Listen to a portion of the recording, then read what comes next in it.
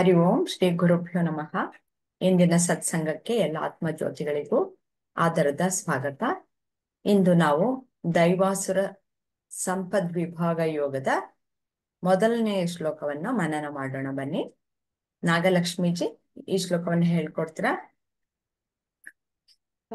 ನಮಸ್ತೆ. ಎಲ್ಲ ಆತ್ಮಜ್ಯೋತಿಗಳಿಗೂ ನನ್ನ ನಮಸ್ಕಾರಗಳು.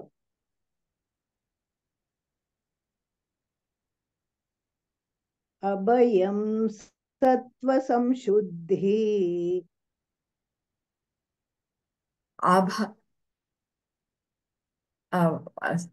ಸಾರಿ ಕೇಳಿಸ್ಲಿಲ್ವಾ? ಅಭಯಂ ಸತ್ವ ಸಂಶುದ್ಧಿರ ಬರೀ ಫುಲ್ ಒಂದ್ ಲೈನ್ ಹೇಳ್ಬಿಡ್ತೀನಿ.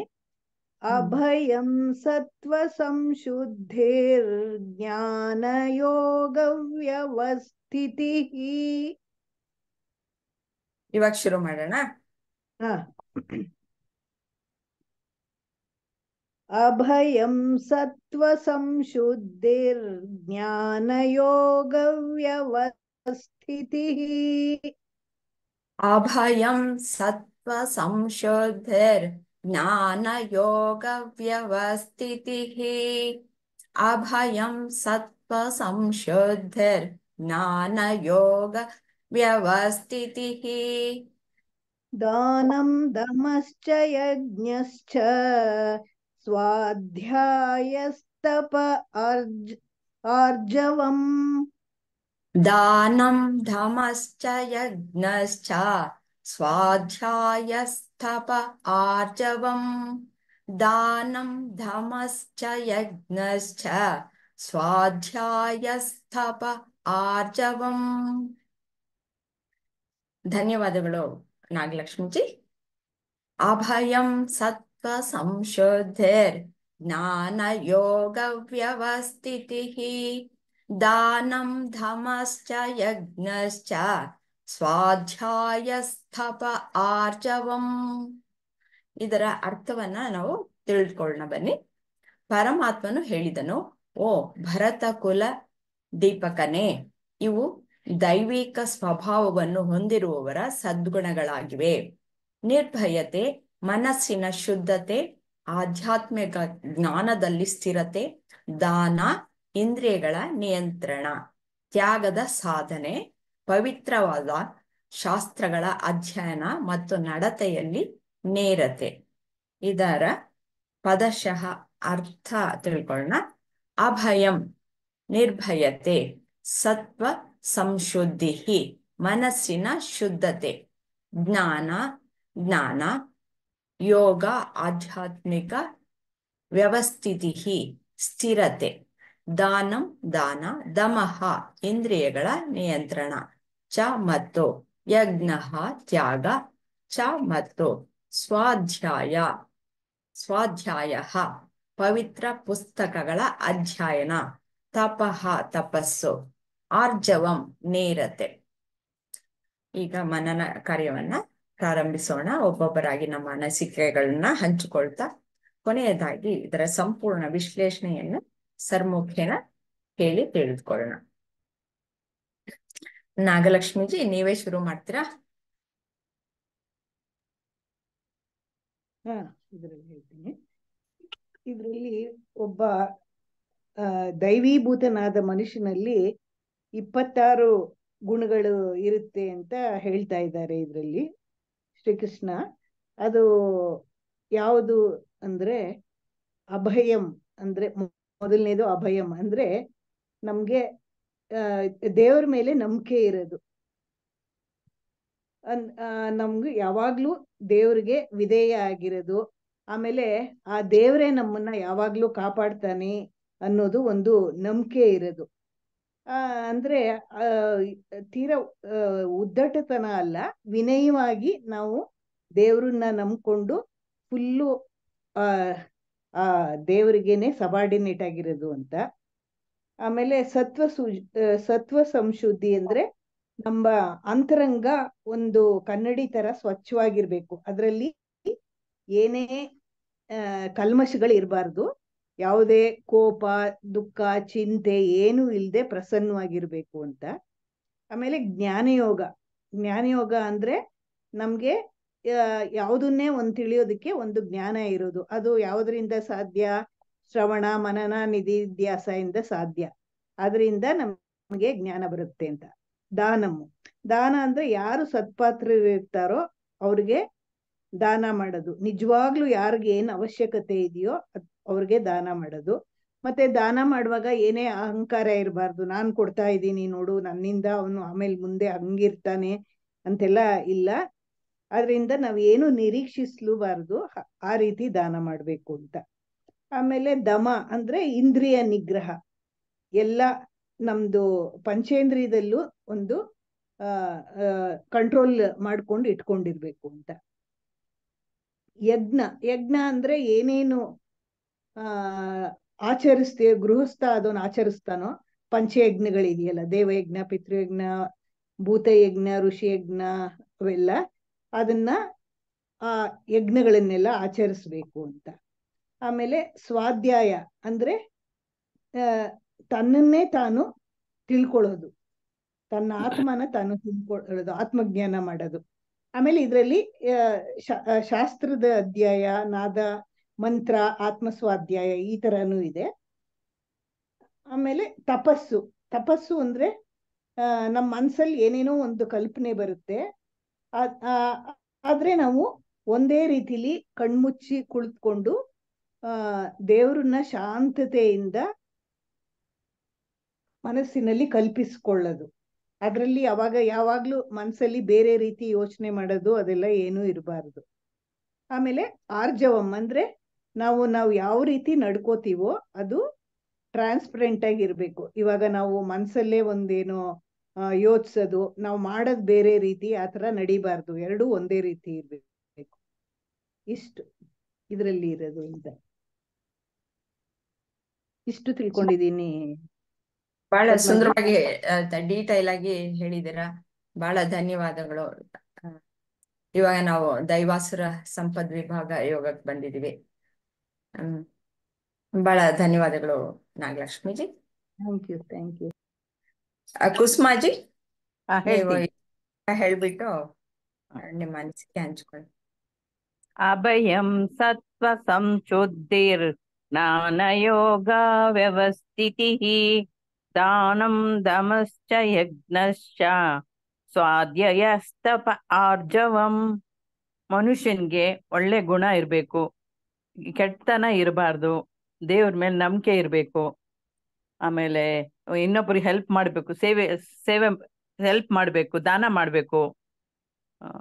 ಆಮೇಲೆ ಅಷ್ಟೇ ಮರ್ತೋಯ್ತು. ಸರಿಮ್ಮ, ಇಷ್ಟೇಮ್ಮ. ಧನ್ಯವಾದಗಳು ಕುಸುಮಾಜಿ. ಲಕ್ಷ್ಮೀಜಿ,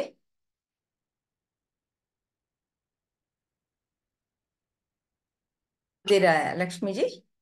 ಹಾ ಹೇಳ್ತಾನೆ. ಅಭಯಂ ಸತ್ವ ಸಂಶುದ್ಧಿರ್ ಜ್ಞಾನ ಯೋಗ ವ್ಯವಸ್ಥಿತಿ ದಾನಂ ದಮಶ್ಚ ಯಜ್ಞಶ್ಚ ಸ್ವಾಧ್ಯಾಯ ಸ್ವಾಧ್ಯಾಯಸ್ತಪ ಆರ್ಜವಂ. ಸ್ವಾಧ್ಯಾಯಸ್ತಪ ಆರ್ಜವಂ. ಇದೆಲ್ಲ ಗುಣಗಳು ನಮ್ಮ ಆಧ್ಯಾತ್ಮ ಕ್ಲಾಸ್ ಒಳಗೆ ಇರೋರಿಗೆ ಹೆಚ್ಚಾಗಿ ಎಲ್ಲರಿಗೂ ಐತಿ ಅಂತ ಹೇಳಿ ಅನ್ಕೊಂತೇನೆ ಈಗಿರ ಇಲ್ಲಿ ಕ್ಲಾಸ್ ಒಳಗ್. ಯಾಕಂದ್ರೆ ನಾವು ಆಧ್ಯಾತ್ಮದ ದಾರಿ ಒಳಗ್ ಇರೋದ್ರಿಂದ ಅಥವಾ ಭಗವತ್ ಓದೋದಾಗ್ಲಿ ಅವೆಲ್ಲ ಇರೋದ್ರಿಂದ ನಮ್ಗ ಹೆದರಿಕೆ ಅನ್ನೋದ್ ಎದ್ರೊಳಗು ಬರಂಗಿಲ್ರಿ. ಬಂದಿದ್ದು ಬರ್ಲಿ ಬಿಡು, ನೋಡೋಣಂತ ಬಂದಾಗ ಅಂತಂದ್ ಹೇಳಿ ಅನ್ನೋದಾಗ್ಲಿ, ಅಥವಾ ಮನಸ್ನೊಳಗ್ ಸ್ವಚ್ಛ ಇರ್ತೇವ್ರಿ ನಾವು. ಎದ್ರಿಗೆ ಎಲ್ಲಾ ಕ್ಲೀನ್ ಆಗಿ ಈಗ ಇದ ಕ್ಲಾಸ್ನೊಳಗ ಆಗಿರ್ಬೋದಮ್ಮ, ನಮ್ ಮನಸ್ನೊಳಗ್ ಏನೈತೋ ಅದು ಹೇಳ್ಬಿಡ್ತೇವಿ. ಅದ್ರಿಂದ ನಮ್ ಮನಸ್ನೊಳಗ್ ಇರೋದೆಲ್ಲ ಹೊರಗಡೆ ಹೋಗೋದ್ರಿಂದ ನಾವ್ ಸ್ವಚ್ಛ ಇರ್ತೇವ್ರಿ. ನಾವ್ ಈಗ ನೋಡ್ರಿ ಎಷ್ಟೋ ನಾವ್ ಕ್ಲಾಸ್ ನಲ್ಲಿ ಕೇಳ್ತಾ ಇದ್ದೀವ್ರಿ, ಶುಕ್ರವಾರ ಒಂದ್ಸತೆ ಕ್ಲಾಸ್ ತಪ್ಪಿಸಿದ್ರೆ ಏನೋ ವಾರ ಎಲ್ಲಾ ತಪ್ಪಿಸ್ಕೊಂಡಂಗ ಅನಸ್ತೈತಿ ಅಂತೇಳಂದ್ ಹೇಳ್ಬಿಟ್ಟು. ಅದೇ ತರ ಅಮ್ಮ ನಮ್ಗ ಆಧ್ಯಾತ್ಮದ ಸ್ಥಿರತೆ ಐತಿ, ದಾನ ಮಾಡೋ ಗುಣನೂ ಐತಿ, ಇಂದ್ರಿಯನ್ ಕಂಟ್ರೋಲ್ ಮಾಡೋದು ಐತ್ರಿ. ಈಗ ನಾನ್ ನಾನ್ ನೋಡ್ದಂಗ್ ಹೆಚ್ಚಾಗಿ ಆ ಇವಾಗ ನಾನ್ ಸ್ಕೂಲಿಗೆ ಶಿವಾನಿನ್ ಕರ್ಕೊಂಡ್ ಹೋಗ್ತಾ ಬರ್ತಿರೋದ್ರಿಂದ ಅವ್ರದ್ ಹಿಯರಿಂಗ್ಸ್ ನೋಡಿ ಎಷ್ಟ್ ಚೆನ್ನಾಗೈತಿ, ಅವ್ರ ಡ್ರೆಸ್ ನೋಡಿ ಎಷ್ಟ್ ಚೆನ್ನಾಗೈತಿ. ಇಲ್ಲ ಹಾಕೊಂಡ್ ಬಂದ್ರುನು ಅಂತಾರಮ್ಮ, ಚೆನ್ನಾಗ್ ಹಾಕೊಂಡ್ ಬರ್ಲಿಲ್ಲದ್ರುನು ಅಂತಾರ ಮಂದಿ. ನಾವು ಇಲ್ಲ ಆ ಹಾದಿಯೊಳಗ್ ಇರೋದಿಲ್ಲ ರೀ, ಆ ದಾರಿಯೊಳಗ್ ಇರಲ್ಲ ಅಂದ್ಮೇಲೆ ನಮ್ಗ ಆ ಕಡೆಗ್ ಲಕ್ಷ್ಯನ ಹೋಗಲ್ರಿ. ಎಲ್ಲಾರ್ನು ಒಂದ್ ಮನುಷ್ಯರ್ದು ರೂಪ ಐತಿ ಅನ್ನೋದ್ರೊಳಗ ನಾವ್ ನೋಡ್ತಿರ್ತೇವ್ರಿ. ಆ ಒಳಗಡೆ ಅವ್ರ ಮನಸ್ ನೋಡ್ತಾ ಆಕಾರ ನೋಡಾಕ್ ಹೋಗಲ್ಲ ಅಂತಂದ್ ಹೇಳಿ ಹಂಗ ಅನಸ್ತಾವ. ನಾವು ತ್ಯಾಗ ಮಾಡಾಕು ಸಿದ್ಧಾನ ರೀ, ಸಾಧನೆ ಮಾಡಾಕು ಸಿದ್ಧ. ಆ ಆಧ್ಯಾತ್ಮದ ಲೈನ್ ಒಳಗ್ ಇರೋರ್ಗೆ ಇದ್ದ ಇರ್ತತಿ, ನಾವ್ ಅದ್ರೊಳಗ ಅದೇವಿ ಅಂತಂದ್ ಹೇಳಕ್ ಇಷ್ಟಪಟ್ಟೆ ಅಮ್ಮ. ಥ್ಯಾಂಕ್ ಯು ರೀ. ಧನ್ಯವಾದಗಳು ಲಕ್ಷ್ಮೀಜಿ. ಮಂಗಳಾಜಿ. ಅಮ್ಮ ನಮಸ್ಕಾರ. ದಾನಂ ದಮಶ್ಚ ಯಜ್ಞಶ್ಚ ಅಲ್ಲ ಸಾರಿ ಮೇಲ್ಗಡೆ ಲೈನ್. ಸಾರಿ. ಅಭಯಂ ಸತ್ವ ಸಂಸಿದ್ಧಿರ್ ಜ್ಞಾನ ಯೋಗ ಸಂಶುದ್ಧಿರ್ ಜ್ಞಾನ ಯೋಗ ವ್ಯವಸ್ಥಿತಿಃ ದಾನಂ ದಮಸ್ಯ ಯಜ್ಞಶ್ಚ ಸ್ವಾಧ್ಯಾಯ ತಪಃ ಆರ್ಜವಂ. ಅಂದ್ರೆ ಅದೇ ನಾವು ಯಾವುದೇ ಏನೇ ಇದು ಅಂದ್ರೆ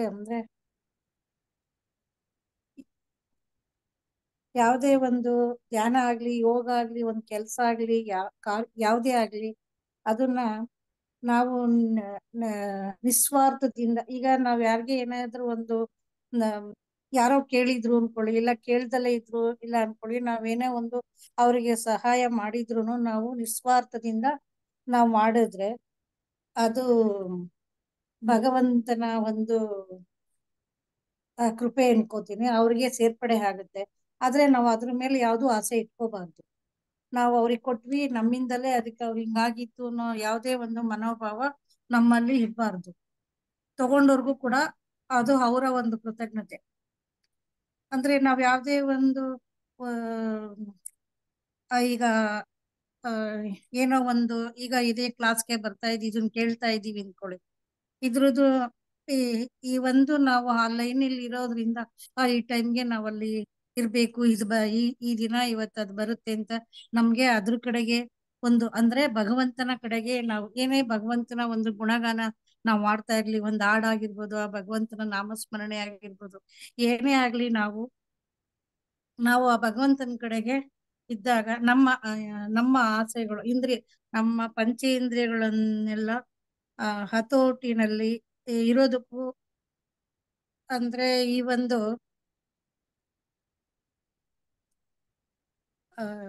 ಈ ಪಠಣ ಮಾಡ್ತಾ ಇರೋದ್ರಿಂದ ಇದೆಲ್ಲವೂ ಸ್ವಲ್ಪ ಅಂದ್ರೆ ಅರ್ಥ ಗರ್ಭಿತವಾಗಿ ಹೇಳಕ್ ಬರ್ತಿಲ್ಲಮ್ಮ, ಬಟ್ ಇಷ್ಟಂತೂ ಅರ್ಥ ಆಗಿದೆ. ಪರವಾಗಿಲ್ಲ. ಆಮೇಲೆ ಸರ್ ಎಕ್ಸ್ಪ್ಲನೇಷನ್ ಎಲ್ಲ ಕೇಳಿದ್ರೆ ನಿಮ್ಗೆ ಕ್ಲಾರಿಟಿ ಬರುತ್ತೆ. ಆಮೇಲೆ ಏನಾದ್ರು ನಿಮ್ಗೆ ಸಂಶಯ ಇದ್ರೆ ಪ್ರಶ್ನೆ ಕೇಳ್ಬೋದು. ನಮ್ದೆ ಮೊದ್ಲಾದ್ರೆ ಏನೇ ಕಷ್ಟ ಬಂದ್ರು ತುಂಬಾ ದುಃಖಿತರಾಗ್ತಾ ಇದ್ವಿ. ಈಗ ಆತರ ಒಂದು ದುಃಖ ಬಂದ್ರುನು ಅದನ್ನ ಈ ನಾಮಸ್ಮರಣೆಯಿಂದ ಎಲ್ಲ ಮರೀತನ ನಮ್ಮ ಮನಸ್ಸನ್ನ ತಿಳಿಯಾಗಿ ಇಟ್ಕೊಂತೇವೆ. ತಿಳಿಯಾಗ್ತಾ ಬರ್ತಿದೆ ನಮ್ಮ ಮನಸ್ಸು.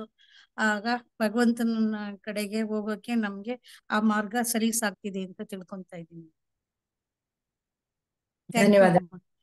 ಧನ್ಯವಾದಗಳು ಮಂಗಳಾಜಿ. ಪ್ರಿಯಾಂಕಾಜಿ, ನೀವು ಈ ಶ್ಲೋಕ ಹೇಳ್ಬಿಟ್ಟು ನಿಮ್ಮ ಅನಿಸಿಕೆ ಹಂಚ್ಕೊಳ್ಳಿ. ಹರಿ ಓಂ. ಅಭಯಂ ಸತ್ವ ಸಂಶುದ್ಧಿರ್ ಜ್ಞಾನ ಯೋಗ ವ್ಯವಸ್ಥಿತಿಃ ದಾನಂ ದಮಶ್ಚ ಯಜ್ಞಶ್ಚ ಸ್ವಾಧ್ಯಾಯಸ್ತಪ ಆರ್ಜವಂ. ದಾನಂ ದಮಶ್ಚ ಯಜ್ಞಶ್ಚ ಸ್ವಾಧ್ಯಾಯಸ್ತಪ ಆರ್ಜವಂ. ಇಲ್ಲಿ ಈಗ ಸಮಾನ ಎಲ್ಲ ಮಕ್ಕಳಿಂದ ಹಿಡಿದು ಈಗ ಎಲ್ಲರಿಗೂ ಕೂಡ ಈ ಆಟ ಆಡೋದು, ಆಟ ನೋಡೋದು ಅಂದ್ರೆ ಅದು ಬಹಳ ಇಷ್ಟ. ಈಗ ಹಾಗೇನೆ ಮಕ್ಕಳಿಗೆ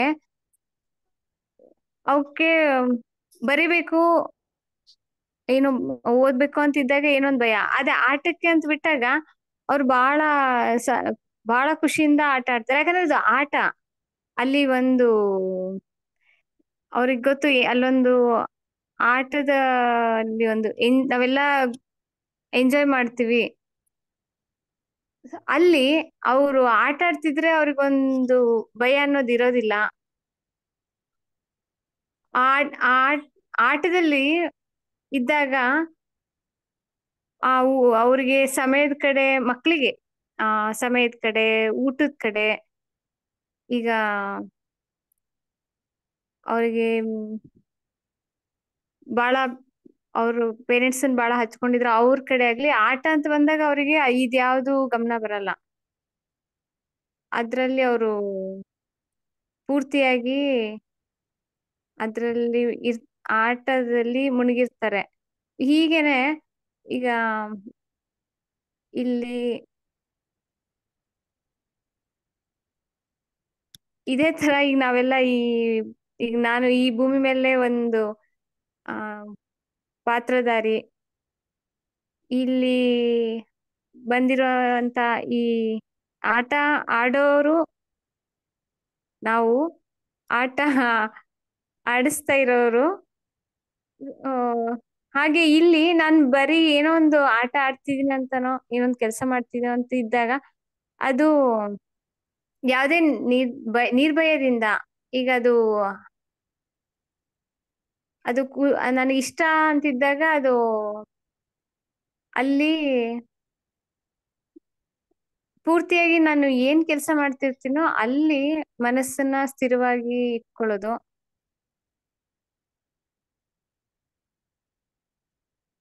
ಹೀಗೆ ಕೆಲವೊಂದು ಸಾರಿ ನಮ್ಗೆಲ್ಲ ಗೊತ್ತು, ಆಟದ ಮೂಲಕನೇ ಹೆಚ್ಚು ನಾವು ಕಲಿಯೋದು. ಮಕ್ಕಳಾಗಿರ್ಬೋದು ಅಥವಾ ನಾನೇ ಆಗಿರ್ಬೋದು, ಆಟದಿಂದ ಕಲಿಯೋದು. ಹಾಗೆ ಈಗ ಯಾವುದೇ ಕೆಲಸ ಆಗ್ಲಿ ಇಲ್ಲಿ ಅದನ್ನ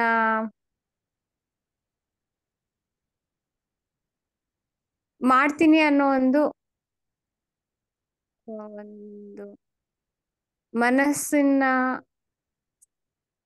ಮನಸ್ಸಲ್ಲಿ ಒಂದು ಮಾಡ್ತೀನಿ ಅಂತ ಹಾಕೊಂಡು ಅದ್ರಲ್ಲಿ ಸ್ಥಿರವಾಗಿ ಅದ್ರಲ್ಲಿ ಯಾವುದೇ ನನಗೆ ಫಲ ಬೇಕು ಅಂತ ಬಯಸ್ತೇನೆ, ಆ ಕೆಲಸವನ್ನ ದೃಢವಾಗಿ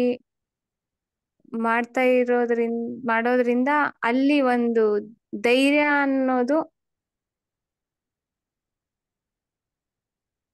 ಇರುತ್ತೆ. ಮಾಡ್ತೀನಿ ಮನಸ್ಸಿದ್ರೆ ಮಾರ್ಗ. ಧನ್ಯವಾದಗಳಮ್ಮ.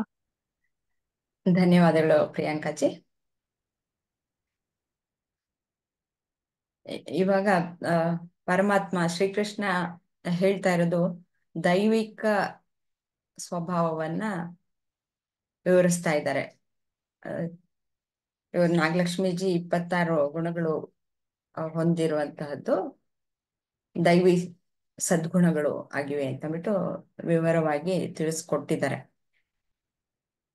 ಹಾಗೆ ಒಬ್ಬೊಬ್ರು ಒಂದೊಂದು ರೀತಿಯಲ್ಲಿ, ಶಂಕರಾಚಾರ್ಯರು ಸಾಧನ ಚತುಷ್ಟಯ, ಹಾಗೆ ಒಬ್ಬೊಬ್ರು ಒಂದೊಂದನ್ನ ಹೇಳ್ತಾರೆ. ಎಲ್ಲದರಲ್ಲೂ ಇರೋದು ಒಂದೇನೆ. ಆದ್ರೆ ಗುಣಗಳು ಅಂತ ಬಂದಾಗ ಸಾತ್ವಿಕ, ರಜಸ್ಸು, ತಮಸ್ಸು. ರಜಸ್ಸು ತಮಸ್ಸಿನಲ್ಲಿ ಅದು ಪ್ರಪಂಚದ ಕಡೆಗೆ ಎಳೆದುಕೊಂಡು ಹೋಗುವಂತಹ ಸ್ವಭಾವಗಳಾಗಿ ಇರುತ್ತವೆ. ಅವು ಏನಿದ್ರು ಪ್ರವೃತ್ತಿಯ ಕಡೆಗೆ ಸೆಳೆದುಕೊಂಡು ಹೋಗುವಂತಹದ್ದು. ನಿವೃತ್ತಿಯ ಕಡೆಗೆ, ನಮ್ಮ ಒಳಗೆ ಆಧ್ಯಾತ್ಮದ ಕಡೆಗೆ, ನಾನು ಯಾರು ಅಂತ ವಿಚಾರಣೆ ಮಾಡುವ ಕಡೆಗೆ ಸೆಳೆದುಕೊಂಡು ಹೋಗುವಂತಹ ಸಾತ್ವಿಕ ಗುಣ, ಅದನ್ನ ಹೊಂದಿರಬೇಕು. ಅಂತ ಗುಣಗಳನ್ನು ಹೊಂದಿದ್ರೆ ಮಾತ್ರ ಆವಾಗ ನೀನು ನಿನ್ನನ್ನು ನೀನು ಅರ್ಥಕೊಳ್ಬಹುದು. ಅದಕ್ಕೆ ಈ 26 ಗುಣಗಳು ಅಗತ್ಯ, ಇವುಗಳು ಇಷ್ಟು ಇರಬೇಕು ಅನ್ನೋದು ಶ್ರೀಕೃಷ್ಣ ಈ ಶ್ಲೋಕದಲ್ಲಿ ವಿವರಿಸಿದ್ದಾರೆ. ಇದರ ಸವಿವರವಾದ ವಿವರಣೆಯನ್ನ ಸರ್ ಮುಖೇನ ಕೇಳಿ ತಿಳಿದುಕೊಳ್ಳೋಣ. ಸರ್, ಇದರ ವಿಶ್ಲೇಷಣೆಯನ್ನು ಸಂಪೂರ್ಣವಾಗಿ ತಿಳಿಸ್ಕೊಡ್ತೀರಾ? ಧನ್ಯವಾದ ಅಮ್ಮ. ಸವಿತಾ ಅಕ್ಕ ಜಾಯ್ನ್ ಆಗಿದ್ದಾರೆ. ಸವಿತಾ ಅಕ್ಕ, ತಮ್ಮ ಅಭಿಪ್ರಾಯವನ್ನ ತಿಳಿಸ್ತೀರಾ? ನಮಸ್ಕಾರ ಎಲ್ಲರಿಗೂ. ನಮಸ್ಕಾರ. ನಾನು ತಡವಾಗಿ ಬಂದಿದ್ದಕ್ಕೆ ಬರಲ್ಲ ಅನ್ಕೊಂಡಿದ್ದೆ. ಇಲ್ಲ, ಬರಲ್ಲ ಅಂತಾನೆ ನಾನು ಹಾಕಿದ್ದೆ, ಆಗತ್ತಾ ಇಲ್ವಾ ಅಂತ. ಬರಕ್ ಆಯ್ತು ನೋಡಿ. ಅದೇ ಸಂತೋಷ. ಎಲ್ಲಾರು ಹೇಳ್ತಾ ಇದ್ರಲ್ಲ, ಹೆಂಗೆ ಅದು ಸೆಳೆಯುತ್ತೆ ನಮ್ಮನ್ನ ಈ ಕಡೆಗೆ, ಮಿಸ್ ಮಾಡ್ಕೊಳಕ್ ಇಷ್ಟ ಆಗಲ್ಲ ಅಂತ. ಅದೇ ತರನೇ ಅದಕ್ಕೆ ಇದೇ ಒಂದ್ ನಿದರ್ಶನ. ಹೆಂಗಾದ್ರೂ ಆ ಸಮಯ ಮಾಡ್ಕೊಡುತ್ತೆ, ನಾವ್ ಬರ್ಬೇಕು ಅಂತ ಮನ್ಸ್ ಮಾಡಿದಾಗ ಹೆಂಗಾದ್ರೂ ಆಗತ್ತೆ ಅನ್ನಕ್ಕೆ ಇವತ್ತಿಂದು ಇದಾಯ್ತು. ಅದೇ ಒಬ್ಬೊಬ್ಬರನ್ನು ಒಂದೊಂದ್ ಕಡೆಗೆ ಎಳಿಯುತ್ತೆ ಹೌದು. ಅಲ್ವಾ? ಯಾವ್ದೋ ಒಂದು ಇರುತ್ತೆ, ಆದ್ರೆ ನಾವ್ ಹೌದು. ಬರ್ಬೇಕು ಅಂತ ನಮ್ ಸಂಕಲ್ಪ ಮಾಡ್ಕೊಂಡಾಗ ಬರಕ್ಕೆ ಅವಕಾಶ ಆಗತ್ತೆ ಅಂತ. ಅದಕ್ಕೆ ನಮ್ ಸಂಕಲ್ಪ ಸತ್ಸಂಕಲ್ಪ ಇದ್ದಾಗ ಹೆಂಗ್ ಕೆಲ್ಸ ಆಗತ್ತೆ ಅನ್ನೋದಕ್ಕೆ ಇದು ನಿದರ್ಶನ ಆಗುತ್ತೆ. ಇದೆಲ್ಲಾರ್ಗು ನಿಮ್ಗೆಲ್ಲಾರ್ಗು ಇದು ಅನುಭವ ಬಂದಿರುತ್ತೆ, ಅನುಭವ ಆಗಿರುತ್ತೆ. ಅದಕ್ಕೆ ಇದು ಆಗ್ಲಿಲ್ಲ, ಆ ಟೈಮ್ ಆಯ್ತಲ್ಲ, ಬರಕ್ ಆಗಲ್ವಲ್ಲ ಅಂತ ಅನ್ಕೊಂಡ್ ಆ ಟೈಮಿಗೆ ಬರೋಂಗ್ ಆಯ್ತು ಅಷ್ಟೇ. ಅದಕ್ಕೆ ಥ್ಯಾಂಕ್ ಯು, ಧನ್ಯವಾದಗಳು. ಇದು ಅಮ್ಮ ಶ್ಲೋಕ ನಾನು ಹಂಗೆ ಹೇಳ್ತೀನಿ, ಹೇಳಿ. ಸರಿ ಮಾಡಿ ಅಷ್ಟೇ. ಅಭಯಂ ಸತ್ವ ಸಂಶುದ್ಧಿರ್ ಜ್ಞಾನ ಯೋಗ ವ್ಯವಸ್ಥಿತಿಃ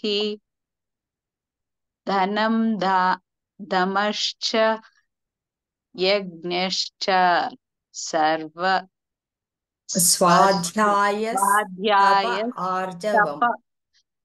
ಸ್ವಾಧ್ಯಾಯಸ್ತವ ಆರ್ಜವಂ.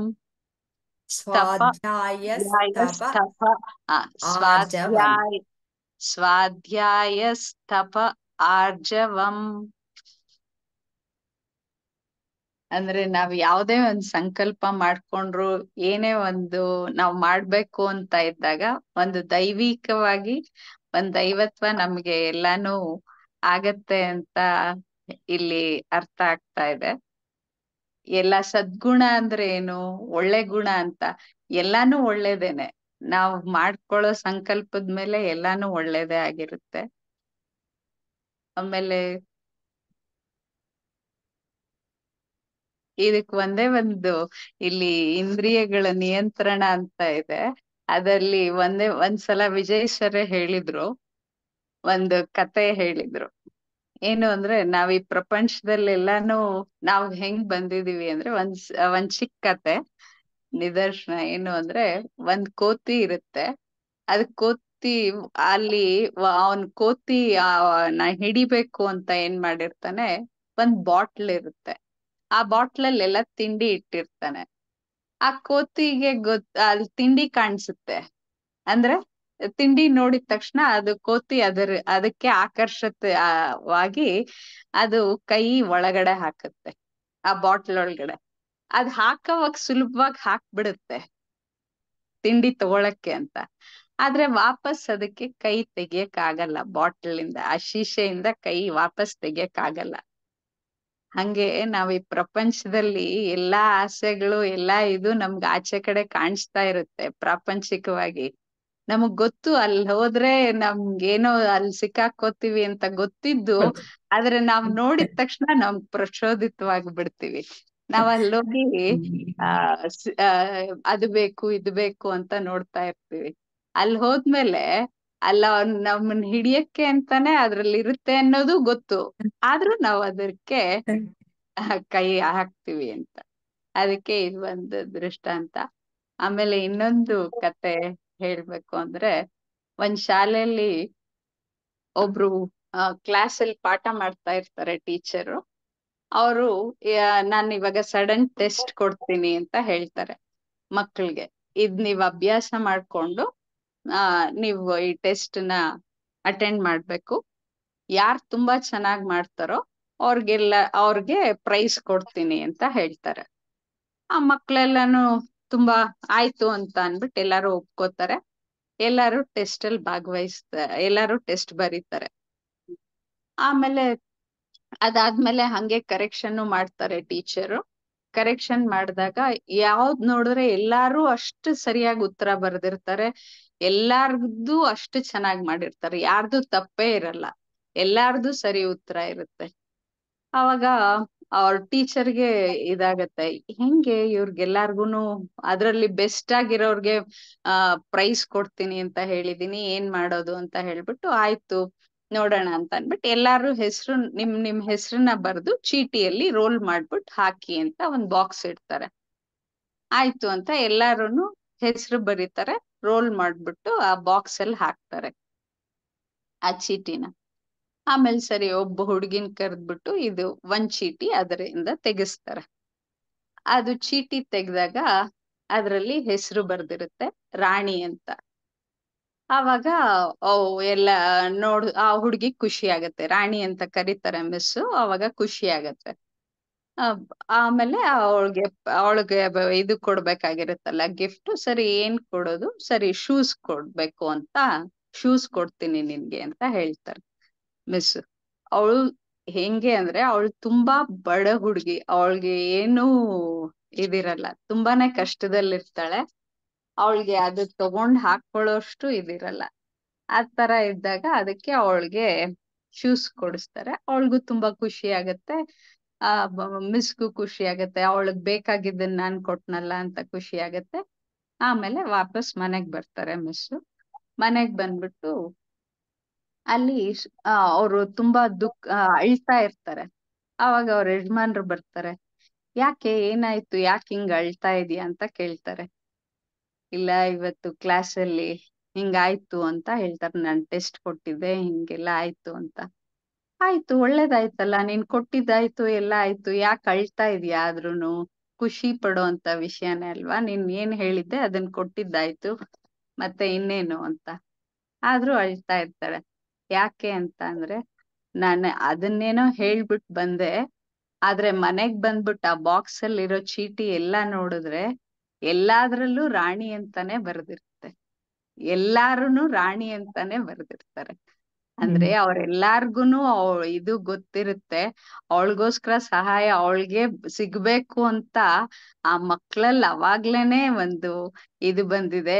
ನನ್ ವಿದ್ಯಾರ್ಥಿಗಳೆಲ್ಲ ಎಷ್ಟು ಎಂಥ ಒಂದು ದಾರಿಯಲ್ಲಿದ್ದಾರೆ ಅಂತ ಅವ್ರಿಗೆಲ್ಲಾರ್ಗು ತುಂಬಾನೇ ಖುಷಿ ಆಗತ್ತೆ. ಮಿಸ್ಸಿಗ್ ತುಂಬಾ ಖುಷಿ ಆಗತ್ತೆ ಈ ದಾರಿಯಲ್ಲಿದ್ದಾರೆ ಅಂತ, ಅದು ಆನಂದ ಬಾಷ್ಪ ಅವ್ರಿಗೆ ಬರುತ್ತೆ.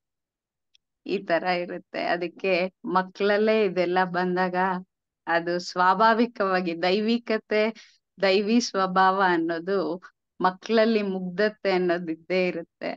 ನಾವು ದೊಡ್ಡವ್ರು ಆಗ್ತಾ ಆಗ್ತಾ ಬೇರೆ ಏನೇನೋ ಇದ್ ಮಾಡ್ತಾ ಇರ್ತೀವಿ, ಅದ್ರಲ್ಲೇ ಇದ್ದಾಗ ಚೆನ್ನಾಗಿರುತ್ತೆ ಅಂತ ಅನಿಸ್ತು. ಅದಕ್ಕೆ ಕತೆ ಅಷ್ಟೇ ಹೇಳಿ. ಧನ್ಯವಾದಗಳು. ಬಹಳ ಚೆನ್ನಾಗಿತ್ತು ಸವಿತಾಜಿ. ಧನ್ಯವಾದ. ಅದೇ ಸಣ್ಣ ಮಕ್ಕಳಲ್ಲೇ ಇಂತಹ ವಿಚಾರಗಳನ್ನೆಲ್ಲ ಇನ್ಕಲ್ಕೇಟ್ ಮಾಡ್ಬೇಕು. ಅವಾಗ ಅವರು ದೊಡ್ಡವರಾದಾಗ್ಲೂ ಅದನ್ನೇ ಅಳವಡಿಸ್ಕೊಂಡು ಬೇರೆಯವ್ರಿಗೂ ಪ್ರಯೋಜನವಾಗುವ ರೀತಿಯಲ್ಲಿ ಅವರು ಬದುಕನ್ನ ನಡೆಸ್ತಾರೆ. ಖಂಡಿತ. ನಾವ್ ಏನೇ ದೃಷ್ಟಾಂತ ಏನೇ ಇದ್ ಹೇಳಿದ್ರು ಇವಾಗಿನ ಮಕ್ಳಿಗೇನು ಅಂದ್ರೆ ನಾವೆಲ್ಲಾನು ನಾವ್ ತೋರ್ಸ್ಬೇಕು, ನಿದರ್ಶನ ಹಿಂಗಿದೆ ಅಂತ ತೋರ್ಸ್ಬೇಕು. ನಾವ್ ಯಾವ್ದೋ ಒಂದು ಇದು ಇರ್ಬೇಕು, ಅಧ್ಯಾತ್ಮನೂ ಇರ್ಬೇಕು, ಇದೂನು ಇರ್ಬೇಕು. ಬಟ್ ನಾವ್ ಅಧ್ಯಾತ್ಮ ಅಂತ ಹೇಳೋದಕ್ಕಿನ್ನ ಈ ತರ ಏನಾದ್ರು ಒಂದ್ ಸಣ್ಣದ ದೃಷ್ಟಾಂತಗಳು ಹೇಳ್ದಾಗ ಅವ್ರಿಗೂ ಅಷ್ಟೇ ನಮಗೂ ಅಷ್ಟೇ ಬೇಗ ಅರ್ಥ ಆಗುತ್ತೆ ಅಂತ ನನ್ಗೆ ಅನ್ಸುತ್ತೆ. ಮತ್ತೆ ಏನಾದ್ರು ನಮ್ಮ ಅನುಭವಕ್ ಬಂದಾಗ ನಮ್ಗೆ ಎಲ್ಲ ಅಂತರದ್ದು ಗೊತ್ತಾಗತ್ತೆ ಅಂತ. ಧನ್ಯವಾದ ಸರ್. ಇವಾಗೆಲ್ಲ ಹೇಳ್ತಾರೆ. ತುಂಬಾ ಚೆನ್ನಾಗಿತ್ತು ಎಲ್ರಿಗೂ. ಧನ್ಯವಾದಗಳು ಸವಿತಾಜಿ. ಧನ್ಯವಾದ ಅಮ್ಮ. ಸರ್, ಇದ್ರ ವಿವರಣೆಯನ್ನ ತಿಳಿಸ್ಕೊಡ್ತೀರಾ? ಧನ್ಯವಾದ ಅಮ್ಮ. ಅದ್ಭುತವಾಗಿರೋ ಕಥೆಗಳು ಸೊ ಸತ್ಸಂಗ ಅಂದ್ರೆ ಅದಕ್ಕೋಸ್ಕರನೇ ನಾವು ಹಾ ಒಬ್ಬರು ಇನ್ನೊಬ್ಬರಿಗೆ ಈ ರೀತಿ ಒಂದು ಹುರಿದುಂಬಿಸೋದು ಅವ್ರು ಎರಡು ಚೆನ್ನಾಗಿತ್ತು. ಒಂದು ಕೋತಿ ಆಸೆ ಬಿಡೋವರೆಗೂ ಕೈ ಹೊರಗಡೆ ತೆಗಿಯೋಕ್ಕಾಗಲ್ಲ. ಎಷ್ಟ್ ಚೆನ್ನಾಗಿತ್ತು, ಬಹಳ ಚೆನ್ನಾಗಿತ್ತು. ಈಗ ಇಲ್ಲಿ ನಮ್ಗೆ ಶ್ರೀಕೃಷ್ಣ ಏನು ಹೇಳ್ಕೊಡ್ತಾ ಇದ್ದಾರೆ? ಈಗ ಇದು ಹೊಸ ಅಧ್ಯಾಯ ಶುರುವಾಗ್ತಾ ಇದೆ ನಮಗೆ. ಏನು ಅಧ್ಯಾಯ ಹೆಸರು? ದೈವ ಅಸುರ ಸಂಪತ್ ವಿಭಾಗ ಯೋಗ. ಶ್ರೀಕೃಷ್ಣ ನಮಗೆ ಭಗವದ್ಗೀತೆಯಲ್ಲಿ ಮೊದಲಿಂದ ಏನು ಹೇಳ್ಕೊಂಡು ಬರ್ತಾ ಇದ್ದಾರೆ?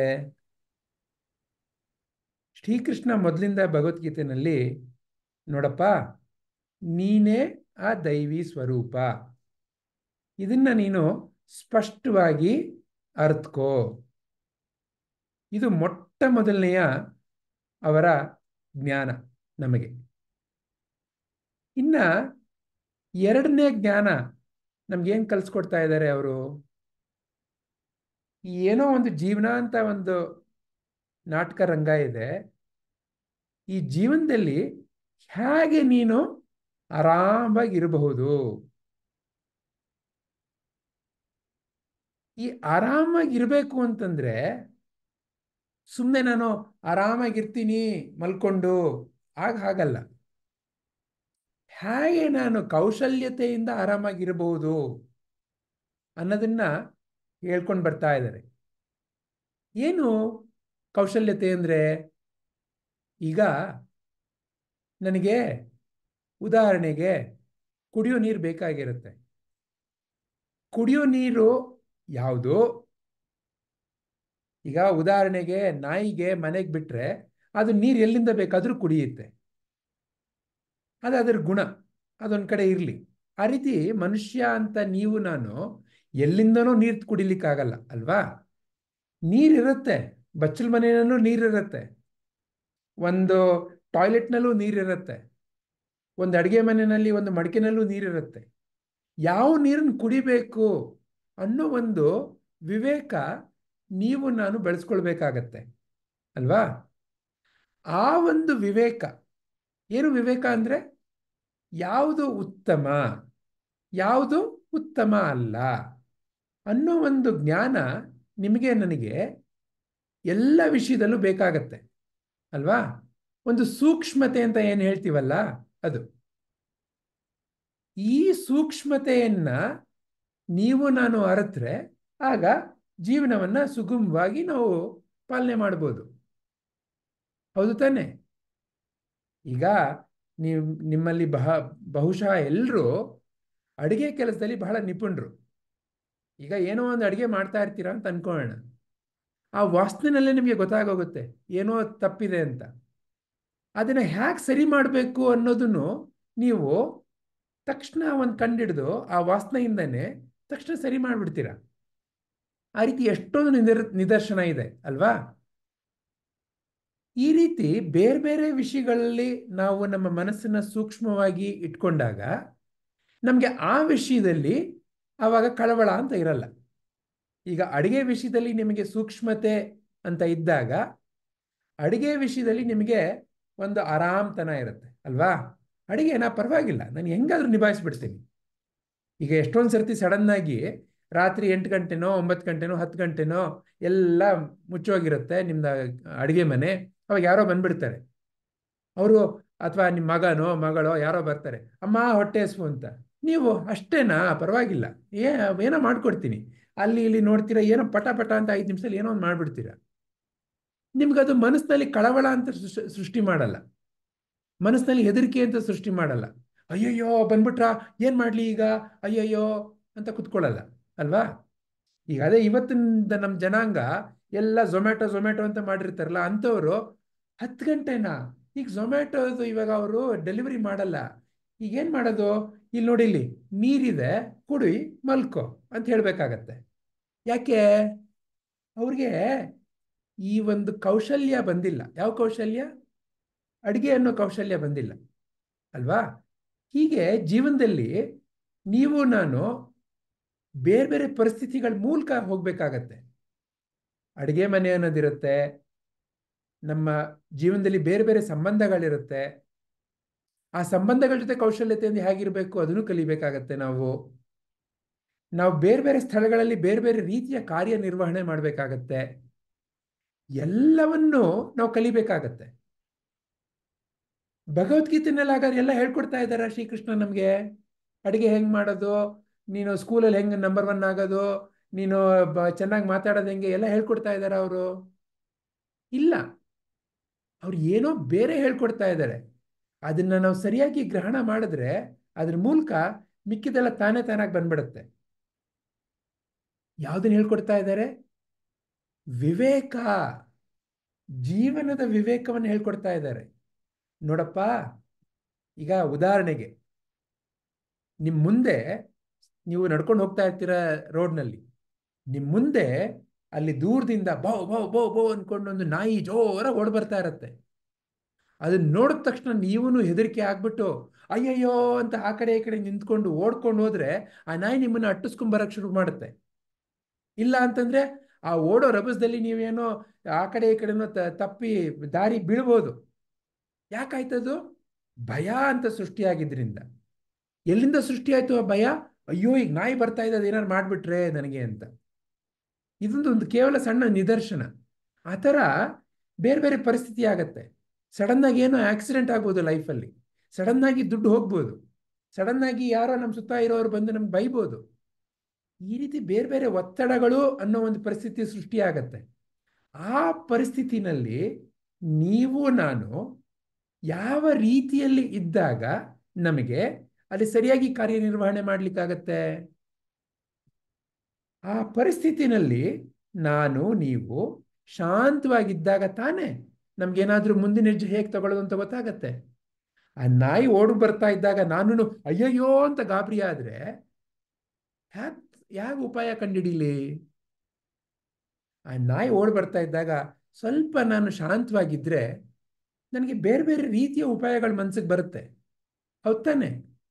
ಆ ನಾಯಿ ಬಹುಶಃ ನನ್ನನ್ನು ನೋಡಿ ಪ್ರೀತಿಯಿಂದ ಓಡ್ ಬರ್ತಿರ್ಬೋದು, ನಾನು ನನ್ನ ಮನಸ್ಸಿನಲ್ಲಿ ಕಳವಳ ಸೃಷ್ಟಿ ಮಾಡ್ಕೊಳ್ತಾ ಇರ್ಬೋದು, ನಾಯಿ ಬರ್ತಾ ಇದೆ ಅಂತ, ಅಲ್ವಾ?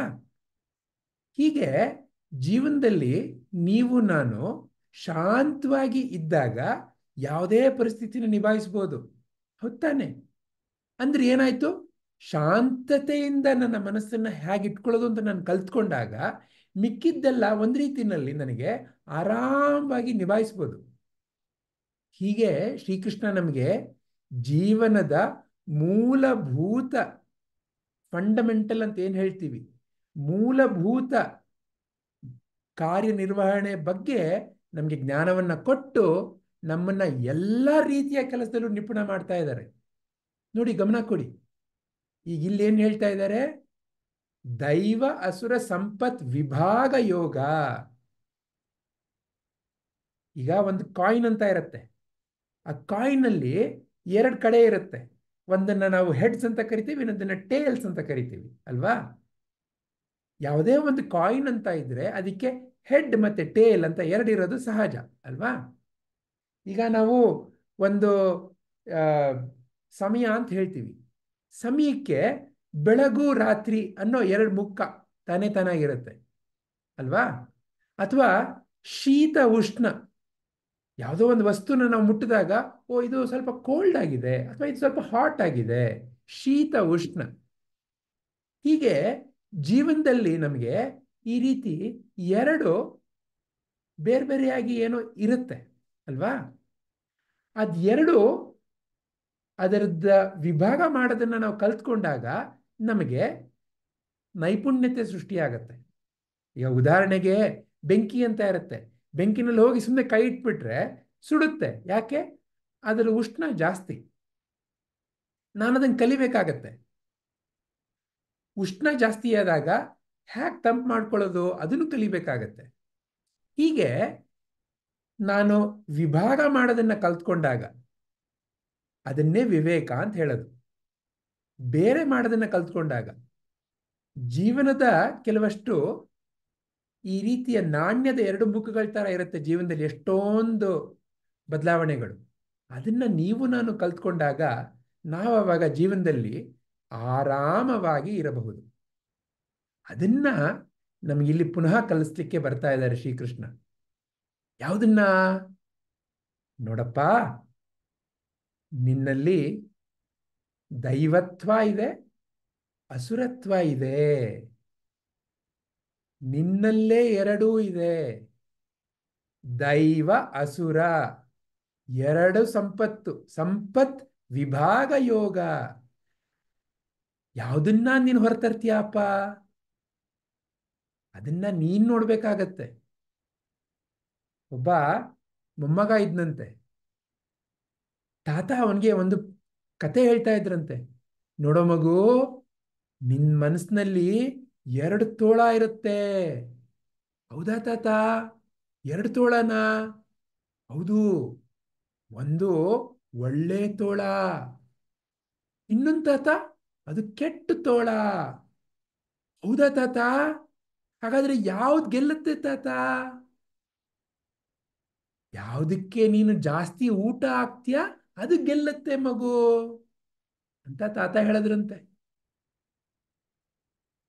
ಯಾವ ತೋಳ ಗೆಲ್ಲುತ್ತೆ? ಈ ಮನಸ್ಸು ಅನ್ನೋ ಜಾಗದಲ್ಲಿ ಯಾವ ತೋಳಕ್ಕೆ ನೀವು ನಾನು ಊಟ ಜಾಸ್ತಿ ಹಾಕ್ತೀವಿ ಅದು ಗೆಲ್ಲುತ್ತೆ. ದೈವತ್ವ, ಅಸುರತ್ವ. ಏನು ಅಸುರತ್ವ ಅಂದ್ರೆ? ಏನು ದೈವತ್ವ ಅಂದ್ರೆ? ಅಸುರ. ಏನು ಅಸುರ ಅಂತಂದ್ರೆ? ಎಲ್ಲ ನಾನು, ನಂದು, ನನಗೆ, ಬೇರೆಯವರು.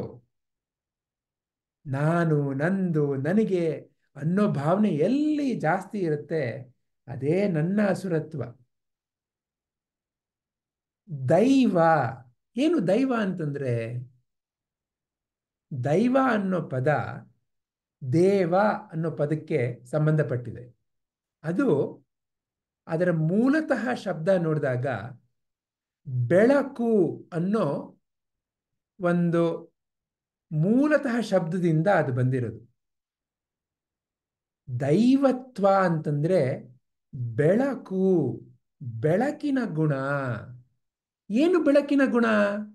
ಒಂದು ಕತ್ಲೆ ಅಂತ ಇದ್ದಾಗ ಅಲ್ಲಿ ಬೆಳಕು ಅಂತ ಬಂದಾಗ ಕತ್ಲೆ ಎಲ್ಲಿರುತ್ತೆ ಸ್ವಾಮಿ?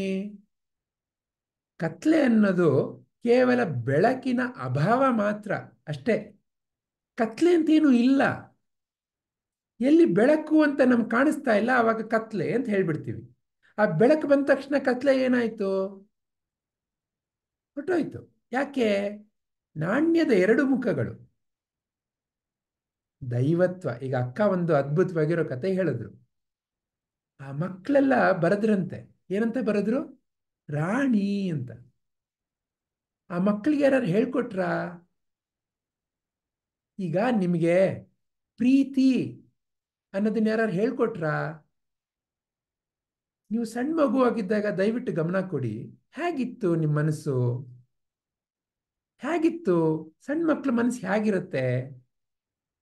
ಒಂದು ಹೂ ನೋಡಿದ್ರೆ ಪ್ರೀತಿಯಿಂದ ಇರ್ತೀವಿ, ಒಂದು ಚಿಟ್ಟೆ ನೋಡಿದ್ರೆ ಪ್ರೀತಿಯಿಂದ ಇರ್ತೀವಿ, ನಾಯಿ, ನರಿ, ಅಪ್ಪ ಅಮ್ಮ ಎಲ್ರ ಮೇಲೂ ಪ್ರೀತಿ.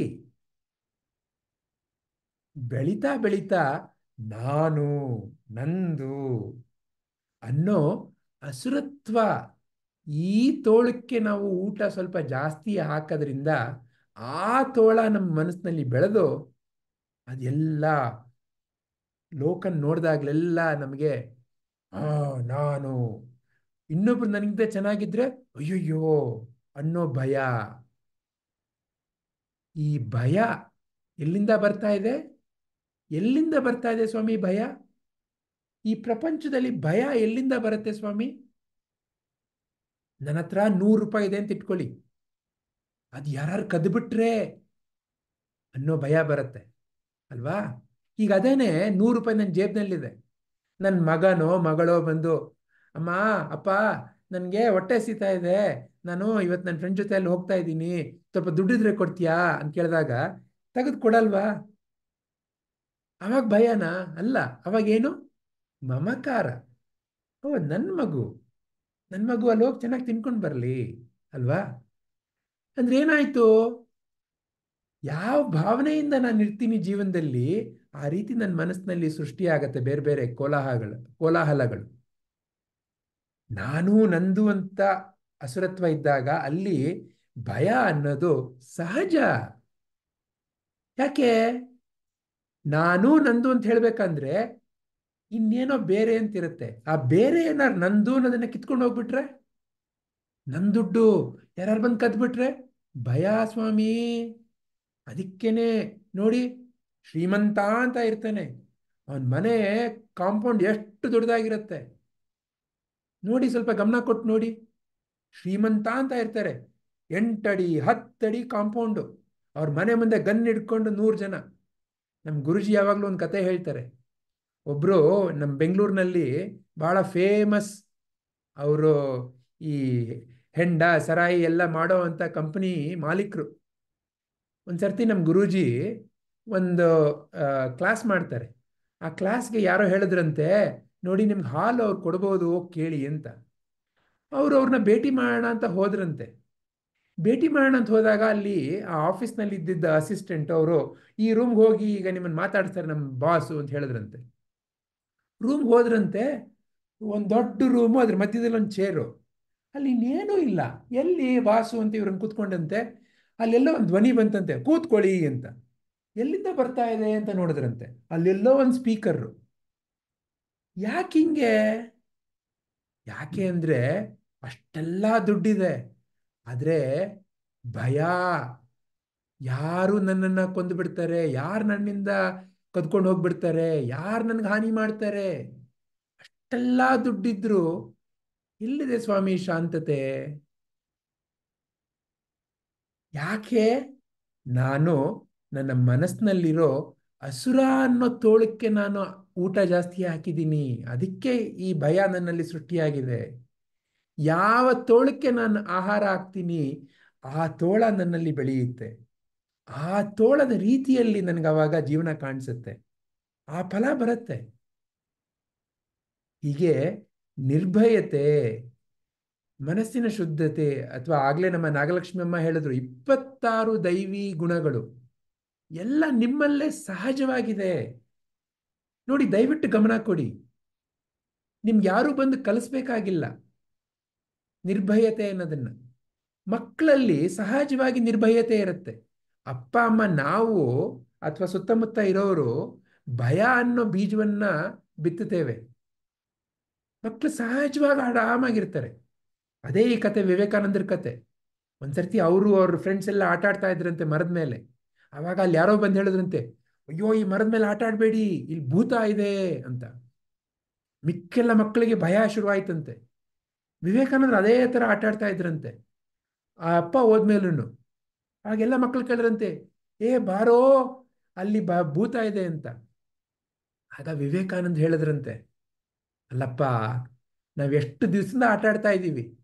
ಭೂತ ಅಂತ ಇದ್ದಿದ್ರೆ ಇಷ್ಟೊತ್ತಾಗ್ಲೇ ಬಂದೇನಾರು ಮಾಡ್ಬೇಕಾಗಿತ್ತು ತಾನೆ. ಯಾಕೆ ಬಂದಿಲ್ಲ ಅದು?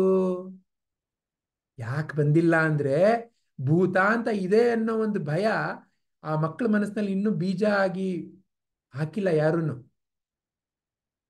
ಹಾಗೆ ಆ ವಿವೇಕಾನಂದರ ತರ ಒಂದು ನಿರ್ಭಯತೆ ನಿಮ್ಮಲ್ಲಿ, ನನ್ನಲ್ಲಿ, ಎಲ್ಲರಲ್ಲೂ ಸಹಜ. ನೋಡಿ, ದಯವಿಟ್ಟು ಗಮನ ಕೊಡಿ. ಈ ಎಲ್ಲ ದೈವಿ ಗುಣಗಳು ಸಹಜ, ಅಂದ್ರೆ ಯಾರು ಬಂದು ಕಲಿಸ್ಬೇಕಾಗಿಲ್ಲ. ಆದರೆ ನಾವು ನಮ್ಮ ಮನಸ್ಸಿನಲ್ಲಿ ಬೇರೆ ಒಂದು ಜ್ಞಾನಕ್ಕೆ ಜಾಗ ಕೊಟ್ಟು ಆ ದಿಕ್ಕಿನಲ್ಲಿ ನಮ್ಮ ಮನಸ್ಸನ್ನ ಬೆಳೆಸ್ಕೊಂಡಿರೋದ್ರಿಂದ ನಮ್ಗಿದೇನೋ ಕಲಿಬೇಕು, ನಾನು ಕಲ್ತ್ಕೊಳ್ಬೇಕು ದೈವಿ ಗುಣ ಅಂತ.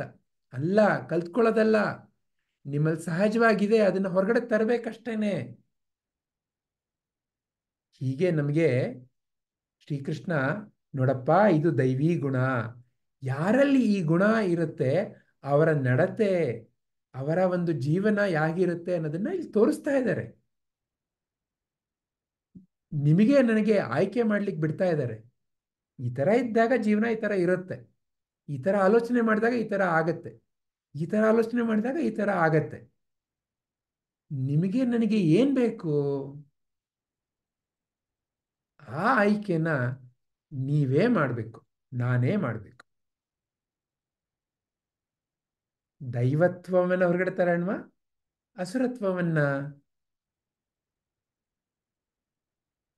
ನಮ್ಮ ಮಹಾನ್ ಗುರುಗಳು ಏನನ್ನು ಹೊರಗಡೆ ತರ್ತಾ ಇದ್ದಾರೆ? ಆಗ್ಲಾ? ಹರಿ ಓಂ. ಧನ್ಯವಾದಗಳು ಸರ್. ಬಹಳ ಚೆನ್ನಾಗಿ ತಿಳಿಸ್ಕೊಟ್ಟಿದ್ದೀರಾ. ಧನ್ಯವಾದ ಅಮ್ಮ. ನಿನ್ನೆ ನೀವು ಮೆಸೇಜ್ ಹಾಕಿದಿರಲ್ಲ ಸರ್ ವಿಜಯ್ ಸರ್, ಅದು ಏನಕ್ಕ? ಅದೇ ಮೋಕ್ಷವು ಕ್ರಿಯೆಯ ಮೂಲಕ ಹಾ, ಅಥವಾ ಧ್ಯಾನದ ಮೂಲಕ ಸಿಗುತ್ತದೆ ಅಂತ. ಎರಡ್ರ ಮೂಲಕನೂ ಅಲ್ಲ, ನಾವು ನೋಡೋದ್ರಿಂದ ಬರುತ್ತೆ ಅಂತ ಅನ್ಬಿಟ್ಟು. ಕರೆಕ್ಟ್. ಇದು ಹಾಗೇನೆ. ಹೌದು. ಯಾರಲ್ಲಿ ಏನಾದ್ರೂ ಪ್ರಶ್ನೆ ಇದೆಯಾ ಅಥವಾ ಏನಾದ್ರೂ ಬೇರೆ ಹೇಳಬೇಕು ಅಂತ ಇದೆಯಾ?